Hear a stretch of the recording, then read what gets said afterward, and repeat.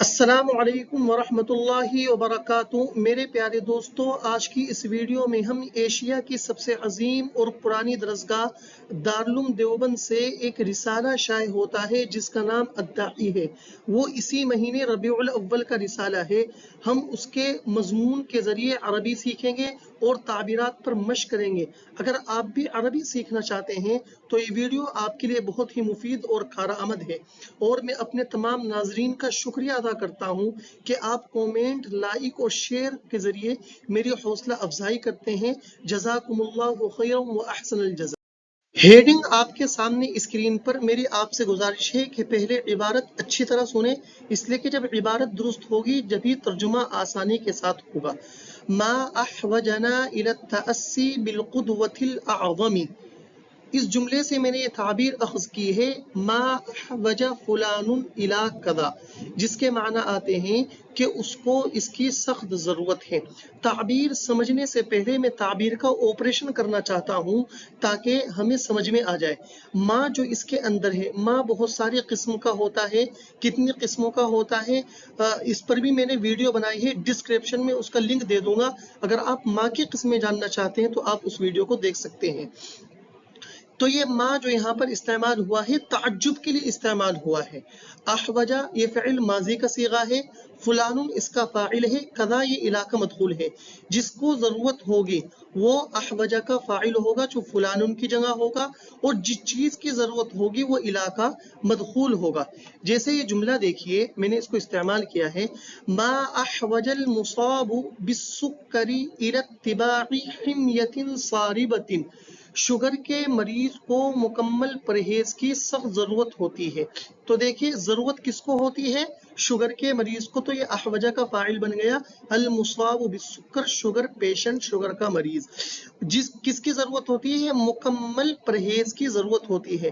اتباع الحمیہ کے معنی آتے ہیں پرہیز کرنا، اور صارمۃ کے معنی ہے سخت پرہیز۔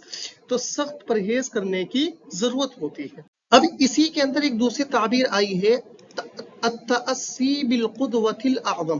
تأسا فلان بفلان، تأسا یتأسا تأسیا، اس کے معنی آتے ہیں پیروی کرنا۔ جو پیروی کرے گا وہ اس کا فاعل ہوگا، جس کی پیروی کرے گا وہ با کا مدخول ہوگا۔ جیسے اس جملے میں دیکھیے، اہل الاسلام متأسون بالحضارة الاوروبیہ، اسلام کے پیروکار مغربی تہذیب کی پیروی کر رہی ہیں۔ تو یہ متأسون اس میں فاعل کا صیغہ ہے، اسی فعل سے تأسا سے۔ کس کی پیروی کر رہے ہیں؟ مغربی تہذیب کی۔ تو الحضارة العربیہ یہ مدخول ہو گیا ہے با کا۔ اب ہیڈنگ کا ترجمہ دیکھیے، پہلے لفظی ترجمہ کروں گا، ما احوجنا، ہم کو کتنی سخت ضرورت ہے، الی التأسی، الی التأسی اقتدا کرنے کی، پیروی کرنے کی، القدوہ، القدوہ کے معنی ہے مقتدا، پیشوا، بڑے پیشوا کی اقتدا کرنے کی ہم کو کتنی سخت ضرورت ہے۔ ہمیں عظیم قائد کی اتباع کی سخت ضرورت درپیش ہے، یہ محاوری ترجمہ ہے۔ مضمون کا پیراگراف آپ کے سامنے اسکرین پر۔ فی الوقت الذی یمر فیہ الامۃ الاسلامیۃ باصعب المراحل، میں نے اس جملے سے یہ تعبیر نکالی ہے، مر فلان باصعب المراحل، جس کے معنی آتے ہیں مشکل ترین مرحلوں سے گزرنا۔ جو مشکل ترین مرحلوں سے گزرے گا وہ مرہ کا فاعل ہوگا، جو کہ باب نصر ینصر سے ہے، مر یمر مرورا، جس کے معنی آتے ہیں گزرنا۔ باصعب المراحل، یہ اپنی حالت پر رہے گا، اس میں کوئی تبدیلی نہیں ہوگی۔ جیسے دیکھیے یہ جملہ، توصلت الى هذه الرتبة بعدما مررت باصعب المراحل منذ نعومة الاظفار، بچپن ہی سے مشکل ترین مرحلوں سے گزرنے کے بعد ہی اس مقام پر پہنچا ہوں۔ اگر آپ کسی کامیاب مقام پر پہنچ گئے ہیں بڑی مشکل محنت اور مشقت کے بعد، تو آپ یہ جملہ استعمال کر سکتے ہیں۔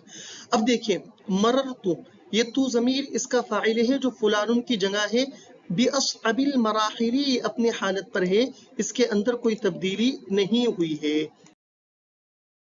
اب پیراگراف کا ترجمہ دیکھیے، فی الوقت الذی، اس وقت میں، یمر گزر رہی ہے، فیہ جس میں، یہ الذی کا صلہ ہے فیہ الامت الاسلامیت امت مسلمہ جس وقت میں گزر رہی ہے باصعب المراحل مرحلوں کی مشکلات سے مشکل مراحل سے ایسے وقت میں کہ جبکہ امت مسلمہ مشکل ترین مرحلوں سے گزر رہی ہے۔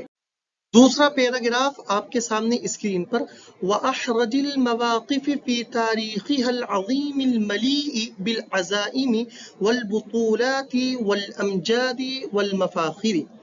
احرج المواقف، حریج الموقف، حریج یحرج حرجا جس کے معنی آتے ہیں حریج الموقف صورتحال نازک ہونا، کنڈیشن اور سچویشن کا نازک ہونا، اس موقع پر یہ تعبیر استعمال کرتے ہیں۔ احرج جو اس عبارت کے اندر آیا ہے یہ اس میں تفصیل کا صیغہ ہے۔ احرج المواقف کہا جاتا ہے بہت زیادہ خطرناک صورتحال کو۔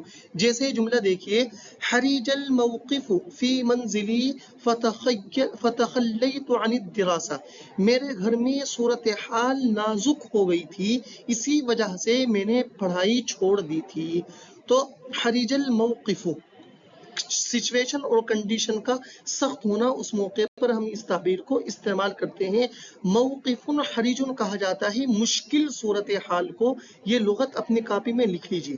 اب اس پیراگراف کا ترجمہ دیکھیے وَأَحْرَجِ الْمَوَاقِفِ، اس کا عطف ہے بِأَصْعَبِ الْمَرَاحِلِ جو پیچھے عبارت گزری ہے، اور مشکل ترین صورتحال سے، فی تاریخیہا اپنی تاریخ میں، ہا ضمیر امت مسلمہ کی طرف لوٹے گی، اپنی تاریخ میں، العظیمی جو بڑی ہے، الملیئی جو بھری ہوئی ہے، ملأ یملأ ملأن اس کے معنی ہے بھرنا، اسی سے ملیئن بروزن فلیعن ہے جو بھری ہوئی ہے، بالعزائم عزیمت جمع عزائم اس کے معنی آتے ہیں حوصلے کے، ہمت کے، جرأت کے، والبطولات بطولت جمع بطولات اس کے معنی آتے ہیں بہادر کارناموں کے، والامجاد مجد جمع امجاد اس کے معنی آتے ہیں بزرگی اور شرافت، عظمت، والمفاخر مفخرت جمع مفاخر اس کے معنی آتے ہیں قابل فخر کارنامے، اور مشکل ترین حالات سے گزر رہی ہے اپنی تاریخ میں جو بڑی ہے، بھری ہوئی ہے حوصلوں سے، بہادرانہ کارناموں سے، بزرگی اور شرافت سے، اور قابل فخر کارناموں سے۔ عزائم بہادرانہ کارناموں، عظمت و شرافت اور قابل فخر کارناموں سے بھری ہوئی اپنی عظیم تاریخ میں مشکل ترین صورتحال سے گزر رہی ہے۔ يدخل علیہم شہر عظیم، دخل علیہ شہر کذا اس کے معنی آتے ہیں کوئی مہینہ سایہ فگن ہونا، کسی پر کسی مہینے کا آنا، داخل ہونا، دخل يدخل۔ ہم یہ تعبیر اردو میں بہت استعمال کرتے ہیں کہ اس پر یہ مہینہ سایہ فگن ہو گیا ہے، یعنی داخل ہو گیا ہے۔ جیسے اس جملے میں دیکھیے تقع عطلة الامتحان السنوی فی المدارس اذا دخل علی المسلمین شہر رمضان، جب مسلمانوں پر ماہ رمضان سایہ فگن ہوتا ہے تو مدارس میں سالانہ چھٹی ہو جاتی ہے۔ دخل کا فاعل ہے شہر، قضا کی جگہ وہ مہینہ آئے گا جس کے بارے میں آپ کہنا چاہتے ہیں، اور جس پر سایہ فگن ہے وہ علاقہ مدخول ہوگا، جیسا کہ اس جملے میں آپ علی المسلمین دیکھ رہے ہیں، اور رمضان یہ شہر کا مضاف الیہ ہے جو کہ دخل کا فاعل ہے۔ پیراگراف کا ترجمہ دیکھیں یدخل علیہم شہر عظیم، داخل ہو رہا ہے ان پر ایک بڑا مہینہ، ان پر ایک عظیم مہینہ سایہ فگن ہو رہا ہے۔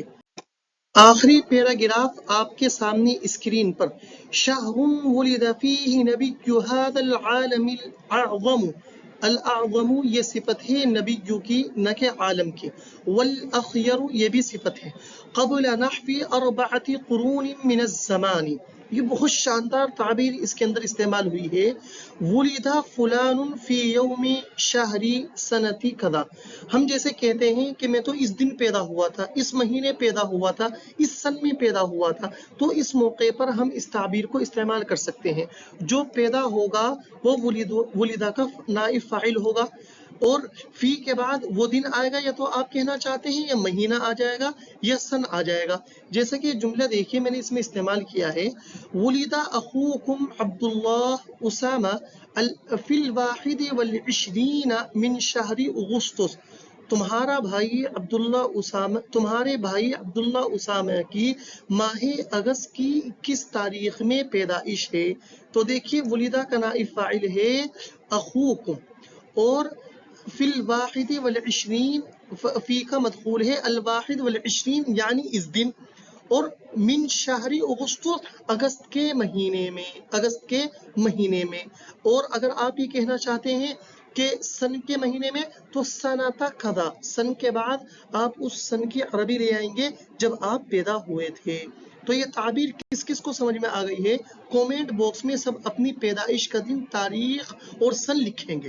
پیراگراف کا ترجمہ دیکھیے، شہر ایسا مہینہ، ولیدہ پیدا ہوئے، فی ہی جس مہینے میں، نبی نبی ہاد العالمی اس دنیا کے نبی، الاعظم جو سب سے بڑے ہیں، والاخیر سب سے بہترین ہے، قبل پہلے، نحوی نحوی کا مطلب ہوتا ہے تقریباً، قبل نحوی اربعۃ قرون، قرون یہ قرن کی جماعیں ہیں جس کے معنی ہے صدی، تقریباً 4 صدی پہلے، من الزمان زمانے میں سے.